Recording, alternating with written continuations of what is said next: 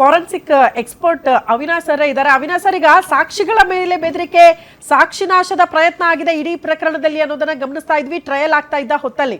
ಈಗ FSL report ಕೂಡ ಹೌದು ಸಾಕ್ಷಿ ನಾಶದ ಪ್ರಯತ್ನ ಆಗಿದೆ, ಕಿಡ್ನಾಪ್ ವಿಚಾರ, ಅವ್ರ ಮೇಲೆ ಬೆದರಿಕೆ ಹಾಕಿರುವ ವಿಚಾರ ಕೂಡ ಬೆಳಕಿಗೆ ಬಂದಿದೆ ಅಂತ. ಸೊ ಇದು ಯಾವ ರೀತಿ ಮಾರಕ ಆಗಬಹುದು ಇಡೀ ಪ್ರಕರಣದಲ್ಲಿ ಅಂತ ಆರೋಪಿಗಳಿಗೆ?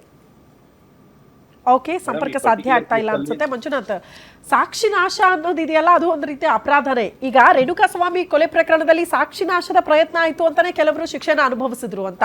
ಇದು ಹೇಗೆ ಟ್ವಿಸ್ಟ್ ಪಡೆದುಕೊಳ್ಳಬಹುದು ಅಂತ ಈ ರಿಪೋರ್ಟ್?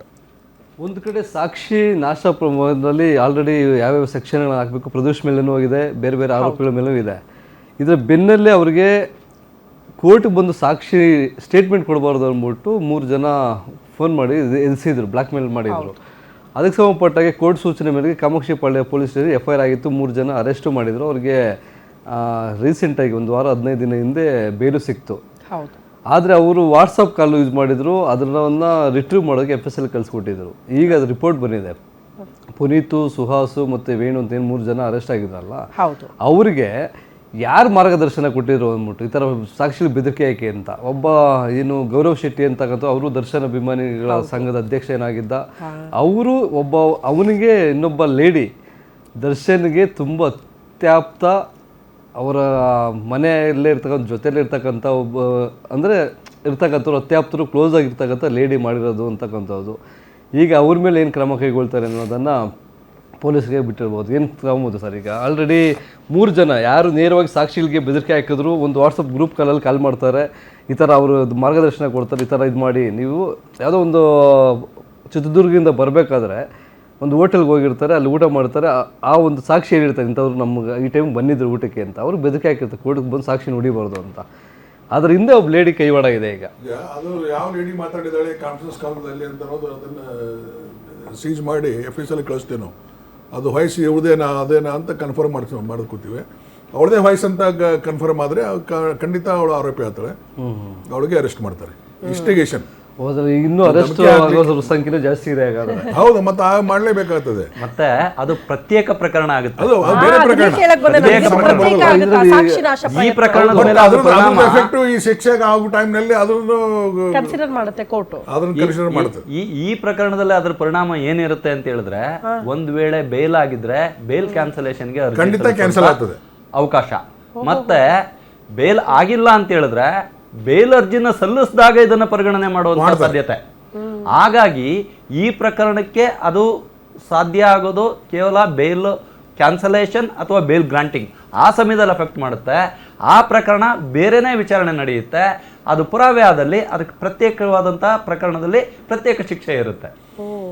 ವಯಸ್ಸು ಒಂದೇ ಅಲ್ಲ, ಲೊಕೇಶನ್ ಪ್ರತಿಯೊಂದು. ಅವಿನಾಶ್ ಸರ್ ಇದ್ದಾರೆ. ಅವಿನಾಶ್ ಸರ್, ಈಗ ನಾವು FSL ರಿಪೋರ್ಟ್ ಬಗ್ಗೆ ಮಾತಾಡ್ತಾ ಇದ್ವಿ. ಜೀವ ಬೆದರಿಕೆ ಹಾಕಿದ್ರು ಸಾಕ್ಷಿಗಳಿಗೆ ಅಂತ. ಯಾರು ಜೀವ ಬೆದರಿಕೆ ಹಾಕಿದ್ರು, ಹೇಗೆ ಮಾತಾಡಿದ್ರು ಅನ್ನೋದ್ರ ಬಗ್ಗೆ ಟೆಕ್ನಿಕಲ್ ಎವಿಡೆನ್ಸ್ ಕಲೆ ಹಾಕಿದ್ದಾರೆ.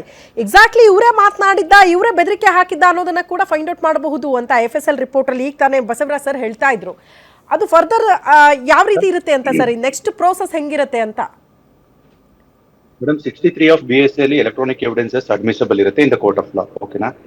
ಫರ್ದರ್ ಏನಾಗುತ್ತೆ ಅಂತ ಹೇಳಿದ್ರೆ, ಇವಾಗ ನೀವು ವಾಟ್ಸ್ಆಪ್ ಕಾಲ್ ಅನ್ನೋ ತರ ಹೇಳ್ತಾ ಇದ್ದೀರಾ. ವಾಟ್ಸ್ಆಪ್ ಕಾಲ್ ಅಲ್ಲಿ ರೆಕಾರ್ಡಿಂಗ್ ಆಗೋ ಚಾನ್ಸಸ್ ತುಂಬಾ ಕಡಿಮೆ ಇರುತ್ತೆ. ಓಕೆ, ವಾಟ್ಸ್ಆಪ್ ಕಾಲ್ ಅಲ್ಲಿ ನೀವು ಕಾನ್ಫರೆನ್ಸ್ ಕಾಲ್ ಮಾತಾಡಿದ್ದಾರೆ ಅನ್ನೋ ವಿಚಾರಗಳು ಹೇಳ್ತಾ ಇದ್ದೀರಾ. ಈಗ ಯಾವ್ದು ಮೊಬೈಲ್ ಇಂದ ವಾಟ್ಸ್ಆಪ್ ಕಾಲ್ ಮಾಡಿದ್ದಾರೆ ಅದನ್ನ ಸೀಸ್ ಮಾಡಿ ಎಕ್ಸಾಮಿನೇಷನ್ಸ್ ಕಳಿಸಿರ್ಬೋದು. ಫರ್ದರ್ ಅಲ್ಲಿಂದ ಡೇಟಾ ಎಕ್ಸ್ಟ್ರಾಕ್ಷನ್ ಮಾಡಿದ್ಮೇಲೆ ಮತ್ತೆ ಅಲ್ಲಿಂದ ಏನ್ ಫರ್ದರ್ ರಿಪೋರ್ಟ್ ಬರುತ್ತೆ ಅದರಲ್ಲಿ ಕಾನ್ಫರೆನ್ಸ್ ಕಾಲ್ ಆಗಿದೆ ಅಂತ ಹೇಳ್ಬೋದೇ ಹೊರತು ನಾರ್ಮಲ್ ಆಗಿ ಈಗ ನಾವು ಓವರ್ ದ ಫೋನ್ ಮಾತಾಡೋ ತರ ರೆಕಾರ್ಡಿಂಗ್ ಆಗುತ್ತೋ ಇಲ್ವೋ ಅನ್ನೋದನ್ನ ಫಸ್ಟ್ ನಾವು ತಿಳ್ಕೊಬೇಕಾಗುತ್ತೆ. ವಾಟ್ಸ್ಆಪ್ ಕಾಲ್ ಅಲ್ಲಿ ರೆಕಾರ್ಡಿಂಗ್ ಆಪ್ಷನ್ ಇಲ್ಲ ಅಂತ ಹೇಳಿದ್ರೆ ಯಾರು ಮಾತಾಡಿದ್ದಾರೆ ಅನ್ನೋ ವಿಚಾರ ಗೊತ್ತಾಗಲ್ಲ. ಬಟ್ ಎಷ್ಟು ಜನ ಕಾನ್ಫರೆನ್ಸ್ ಕಾಲ್ ಅಲ್ಲಿ ಇದ್ರು, ಅವ್ರ ನಂಬರ್ ಏನು ಅನ್ನೋದನ್ನ ಐಡೆಂಟಿಫೈ ಮಾಡಬಹುದಿದೆ. ಇಫ್ ಇನ್ ಕೇಸ್ ಅವ್ರೇನಾದ್ರೂ ಇಷ್ಟು ಜನ ಮಾತಾಡಿದ್ದಾರೆ, ಅವ್ರ ವಾಯ್ಸ್ ಸ್ಯಾಂಪಲ್ ಸಿಕ್ಕಿದೆ, ಇಷ್ಟು ಜನ ಕೋಆರ್ಡಿನೇಟ್ ಮಾಡಿದ್ದಾರೆ ಅಂತ ಹೇಳಿದ್ರೆ ಪರ್ಟಿಕ್ಯುಲರ್ ಆಗಿ ಈಗ ಯಾರನ್ನ ಇವಾಗ ಸಸ್ಪೆಕ್ಟ್ ಮಾಡ್ತೀವಿ. ಫಾರ್ ಎಕ್ಸಾಂಪಲ್ ಇವಾಗ 3 ಜನ ಮಾತಾಡಿದ್ದಾರೆ, 4 ಜನ ಮಾತಾಡಿದ್ದಾರೆ ಅಂತ ನೀವು ಹೇಳ್ತಿದ್ದೀರಾ. ಸಸ್ಪೆಕ್ಟ್ ಸ್ಯಾಂಪಲ್ ಬೇಕಾಗುತ್ತೆ. ಆ ಸ್ಯಾಂಪಲ್ ನ ಇವಾಗ ಯಾವ ಪರ್ಸನ್ ಮೇಲ್ ಆಗ್ಬೋದು, ಫೀಮೇಲ್ ಆಗ್ಬೋದು, ಅವ್ರಿಗೆ ಫೋರೆನ್ಸಿಕ್ ಸ್ಪೀಕರ್ ಐಡೆಂಟಿಫಿಕೇಶನ್ ಅಂತ ಪ್ರೊಸೀಜರ್ ಇದೆ. ಅದ್ರ ಪ್ರಕಾರ ಅವ್ರದ್ದು ವೋಕಲ್ ಅಕಾಸ್ಟಿಕ್ ಅನಾಲಿಸಿಸ್ ಮೇಲೆ ಎಕ್ಸಾಮಿನೇಷನ್ ಮಾಡಿ ಈ ಪರ್ಸನ್ ಈ ವಾಯ್ಸ್ ಮಾತಾಡಿದಾರಾ, ಇದು 2 ಮ್ಯಾಚ್ ಆಗುತ್ತಾ, so one of the same person ಇದಾರಾ ಇಲ್ಲ ಡಿಫ್ರೆಂಟ್ ಪರ್ಸನ್ ಇದಾರಾ, ಈ ತರ ಪ್ರೊಸೀಜರ್ ನ ಫಾಲೋ ಮಾಡ್ಬೇಕಾಗುತ್ತೆ. ಬಟ್ ಪರ್ಟಿಕ್ಯುಲರ್ ಕೇಸ್ ಅಲ್ಲಿ ನಮ್ಗೆ ವಾಯ್ಸ್ ಸ್ಯಾಂಪಲ್ ಸಿಕ್ಕಿದೆ ಅಂತ ಫಸ್ಟ್ ನೋಡ್ಬೇಕಾಗುತ್ತೆ. ವಾಯ್ಸ್ ಸ್ಯಾಂಪಲ್ ಸಿಕ್ಕಿದ್ರೆ ಫರ್ದರ್ ಪ್ರೋಸೆಸ್ ಯಾರು ಸಸ್ಪೆಕ್ಟ್ ಸ್ಯಾಂಪಲ್ ಇದಾರೆ ಅವ್ರು ತಗೊಂಡು ಸ್ಪೀಕರ್ ಐಡೆಂಟಿಫಿಕೇಶನ್ ಮಾಡಿ ಕಂಪೇರ್ ಮಾಡಿ ಈ ಪರ್ಟಿಕ್ಯುಲರ್ ಪರ್ಸನ್ ಮಾತಾಡಿರೋದು ಅಂತ ಹೇಳ್ಬಿಟ್ಟು ನಾವು ಎಕ್ಸಾಮಿನೇಷನ್ ಮಾಡಿ ರಿಪೋರ್ಟ್ ಪ್ರೊವೈಡ್ ಮಾಡಬೇಕಾಗುತ್ತೆ. Okay okay okay Srinivas sir, ಹಂಗಾದ್ರೆ ಇದು ಈ ಸಪೋಸ್ ಏನಾದರೂ ಬೆದರಿಕೆ ಹಾಕಿರೋ ವಿಚಾರ ಈಗ ಆಲ್ರೆಡಿ ಅದು ಸಾಬೀತಾಗಿದೆ ಬಿಡಿ, ಮಾತಾಡಿರೋದು ವಿಚಾರನೂ ಇದೆ, ಬಟ್ ಯಾರು ಮಾತಾಡಿದ್ರು ಅನ್ನೋದನ್ನ ಫೈಂಡ್ ಔಟ್ ಮಾಡೋದಕ್ಕೆ ಈಗ ಅವಿನಾಶ್ ಸರ್ ಹೇಳ್ತಾ ಇದ್ರು ಫರ್ದರ್ ಸ್ಟೆಪ್ಸ್ ಏನಿದೆ ಅಂತ.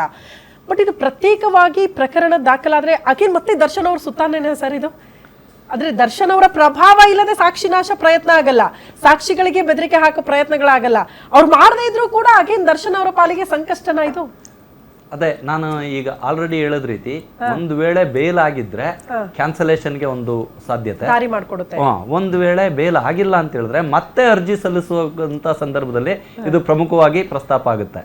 ಮತ್ತೆ ಜೈಲಲ್ಲಿ ಇದ್ಕೊಂಡು ಬೆದರಿಸಿದ್ರು ಸಾಕ್ಷಿಗೆ ಅನ್ನೋಂಥ ಸಾಕ್ಷಿ ಸಿಕ್ಕಿದ್ರೆ ಮಾತ್ರ ಈ ಏನು ಸಾಕ್ಷಿ ಬೆದರಿಕೆ ಪ್ರಕರಣದಲ್ಲಿ ದರ್ಶನ್ ಅವರ ಪಾತ್ರ ಬರ್ಬೋದು. ಇಲ್ಲ ಅಂತ ಹೇಳಿದ್ರೆ ಅವರ ಪರವಾಗಿ ಯಾರು ಮಾಡಿದ್ರು ಅಂತಹ ವ್ಯಕ್ತಿಗಳ ಆರೋಪಿಗಳಾಗಿರ್ತಾರೆ, ಅವ್ರ ಮೇಲೆ ಪ್ರಕರಣ ನಡೆಯುತ್ತೆ ಹೊರತು ದರ್ಶನ್ ಅವರ ಪಾತ್ರವೇ ಇಲ್ಲ, ಅವರ ಪಾತ್ರವನ್ನು ಲಿಂಕ್ ಮಾಡಲಿಕ್ಕೆ ಯಾವುದೇ ಅವಕಾಶನೂ ಇಲ್ಲ, ಯಾವ ಸಾಕ್ಷಿನೂ ಇಲ್ಲ ಅಂತ ಹೇಳಿದ್ರೆ ಅಂತಹ ಸಂದರ್ಭದಲ್ಲಿ ದರ್ಶನ್ ಅವ್ರನ್ನ ಆ ರೀತಿ ಪ್ರಕರಣದಲ್ಲಿ ಸಿಲುಕಿಸ್ಲಿಕ್ಕೆ ಸಾಧ್ಯ ಆಗೋದಿಲ್ಲ. ಯಾರು ಅದರಲ್ಲಿ ಪಾತ್ರ ವಹಿಸಿದ್ರು, ಯಾರು ಆ ಪಿತೂರಿ ಮಾಡಿದ್ರು, ಮತ್ತು ಯಾರು ಆ ರೀತಿ ಸಾಕ್ಷಿಗೆ ಬೆದರಿಕೆ ಹಾಕಿದ್ರು ಅಂತಹ ವ್ಯಕ್ತಿಗಳು ಮಾತ್ರ ಆ ಪ್ರಕರಣದಲ್ಲಿ ಆರೋಪಿಗಳಾಗಿರ್ತಾರೆ. ಮತ್ತು ಅವರು ಹೇಳ್ತಾ ಇದ್ರು ತಜ್ಞರು, ಈ ವಾಟ್ಸಪ್ ಕಾಲ್ ಮಾಡಿದಾಗ ಏನು ಮಾತಾಡಿದ್ರು ಅನ್ನೋದು ಸಿಗೋದಿಲ್ಲ, ಅದು ರೆಕಾರ್ಡ್ ಮಾಡ್ಕೊಳ್ಳಿಕ್ಕೆ ಅವಕಾಶ ಇಲ್ಲ. ಅದೆಲ್ಲ ಸತ್ಯ ಆದರೂ ಸಹ ಇಂಥ ಆರೋಪಗಳು ಬಂದಾಗ ಆರೋಪಿಗಳು ಒಂದು ಗುಂಪು ಮಾಡಿಕೊಂಡು ಗ್ರೂಪ್ ಕಾಲ್ ಮಾಡಿರ್ಬೋದು, ಅಥವಾ ಒಬ್ಬರು ಮತ್ತೊಬ್ರಿಗೆ ಕಾಲ್ ಮಾಡಿರ್ಬೋದು, ಏನು ಕಾಲ್ ಮಾಡಿದ್ರು ಅನ್ನೋ ಸಂಗತಿನಾದ್ರೂ ಹೇಳ್ಬೇಕಾಗುತ್ತೆ. ಬಾಯ್ ಬಿಡಿಸ್ತಾರೆ ಪೊಲೀಸರು. ಅದು ಅಷ್ಟೇ ಅಲ್ಲ, ವಿಚಾರಣೆ ಸಂದರ್ಭದಲ್ಲೂ ಡಿಫೆನ್ಸ್ ಮಾಡಬೇಕಾದ್ರೂ ಯಾಕೋಸ್ಕರ ಅವರು ಇನ್ನೊಬ್ಬ ವ್ಯಕ್ತಿಗೆ ಕಾಲ್ ಮಾಡಬೇಕಾಯ್ತು ಅನ್ನೋಂಥ ವಿವರಣೆಯನ್ನು ಕೊಡಬೇಕಾಗುತ್ತೆ. ಅದು ಸಹಜವಾದಂಥ ವ್ಯಾವಹಾರಿಕ ಉದ್ದೇಶಕ್ಕ ಅಥವಾ ಸ್ನೇಹ ಸಂಬಂಧ ವಿಚಾರಿಸ್ಕೊಳ್ಳಿಕ್ಕ ಏನಕ್ಕೆ ಕಾಲ್ ಮಾಡಿದ್ರು ಅನ್ನೋ ಎಕ್ಸ್ಪ್ಲನೇಷನ್ ಬೇಕಲ್ಲ. ಒಬ್ಬ ಆರೋಪಿ ಒಂದು ಕೃತ್ಯದಲ್ಲಿ ಭಾಗಿಯಾಗಿದ್ದಾನೆ ಅಂತ ಅವನ ವಿರುದ್ಧ ಸಾಕ್ಷಿ ಸಿಕ್ಕಿದಾಗ ಮತ್ತೊಬ್ಬ ವ್ಯಕ್ತಿ ಅವನ ಜೊತೆ ಸಂಪರ್ಕದಲ್ಲಿದ್ದ ಅಂದ್ರೆ ಏನಕ್ಕೆ ಸಂಪರ್ಕದಲ್ಲಿದ್ದ ಅನ್ನೋದನ್ನ ಹೇಳ್ಬೇಕು. ಅದಕ್ಕೂ ಈ ಪ್ರಕರಣಕ್ಕೂ ತಾಳೆ ಆಗುವಂಥ ಅವಕಾಶಗಳಿದೆಯಾ ಅನ್ನೋದನ್ನ ನೋಡ್ಬೇಕಾಗುತ್ತೆ.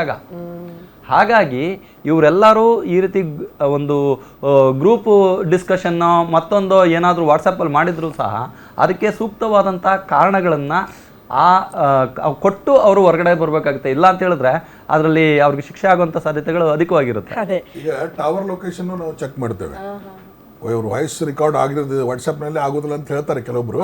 ಅದು ಏನು ಸರ್ವರ್ದಲ್ಲಿ ಕೆಲವೊಂದು ಸಿಗುವಂಥ ಚಾನ್ಸಸ್ ಇರ್ತವೆ, ಅದೇನು ನೋಡ್ಬೇಕು. ಅದು ಪ್ರೊವೈಡರ್ ಅದನ್ನು ಕೊಡಬೇಕು ಅಂತ ಮನಸ್ಸು ಕೊಳ್ಳಬಹುದು, ಅದು ಇರುತ್ತೆ, ಕೇಳಬಹುದು. ಬಟ್ ಇದರಲ್ಲಿ ಲೊಕೇಶನ್ ಫೈಂಡ್ ಔಟ್ ಮಾಡ್ತಾರೆ. ಯಾವ ಪ್ರಮುಖವಾದ ಏನು ನೀವು ಹೆಣ್ಮಕ್ಳದ್ದು ಹೇಳಿದ್ರಿ, ಅವಳು ಲೊಕೇಶನ್ ಎಲ್ಲಿತ್ತು, ಟವರ್ ಲೊಕೇಶನ್ ಸಿಗ್ತದಲ್ಲ ಅವಳದು ಎಲ್ಲಿ ಬರ್ತದೆ ಅಂತ ಅನ್ನೋದು, ಅದ್ರ ಮೇಲೇನೂ ನಾವು ಜಡ್ಜ್ ಮಾಡಬಹುದು. ಮತ್ತು ಆರೋಪಿಗಳು, ಉಳಿದ ಆರೋಪಿಗಳು ಅವರು ಹೇಳಿಕೆ ಕೊಡ್ತಾರೆ, ನಾವು ಹಿಂಗೆ ಮಾತಾಡಿದೀವಿ, ಇಂಥವ್ರು ನಮಗೆ ಹೇಳಿದ್ರು, ನಾವು ಅದಕ್ಕೆ ಹೋಗಿ ನಂಬಿಕೆ ಹಾಕ್ತೀವಿ ಅಂತ ಅವರು ಹೇಳಿಕೆ ಕೊಡ್ತಾರೆ. ಅದನ್ನ ನಾವು ಅದು ಅವಶ್ಯಕತೆ ಬಿದ್ದರೆ ನಾವು ಫಾರ್ಮ್ ಆಗಿ ಹೇಳ್ತಾನಂದ್ರೆ ಅದನ್ನು ಮ್ಯಾಜಿಸ್ಟ್ರೇಟ್ ಇದ್ರೆ 164 ಮಾಡಿಸ್ತೇವೆ, ನಾಳೆ ಉಲ್ಟಾ ಹೊಡಿಬಾರ್ದಂತ. ಅವನು ಆರೋಪಿಯನ್ನು ಹೇಳಿಕೆ ನೀವು ಹೇಳ್ದಂಗೆ ಕರೆಕ್ಟ್ ಸರ್. ಈಗ ಈ ಥರ ಸಾಕ್ಷಿಗಳು ಬೆದರಿಕೆ ಆಗಬೇಕು ಅಂದರೆ ನೇರ ಏಕಾಏಕಿ ಫೋನ್ ಕಾಲಲ್ಲೇ ಮಾತಾಡಲ್ಲ, ಎಲ್ಲೋ ಒಂದು ಕಡೆ ಮೀಟ್ ಮಾಡಿರ್ತಾರೆ, ಡಿಸ್ಕಸ್ ಮಾಡಿರ್ತಾರೆ, ಅವೆಲ್ಲವೂ ಮಾಡ್ತೇವೆ. ಅದು ಟೈಮ್ ಡ್ಯೂರೇಷನ್ ಎಲ್ಲ ಚೆಕ್ ಮಾಡಿ ಇವ್ರದ್ದು ಮೂವ್ಮೆಂಟ್ಸ್ ಅವೆಲ್ಲವನ್ನು ತನಿಖಾಧಿಕಾರಿಗಳು ಮಾಡೇ ಮಾಡ್ತಾರೆ.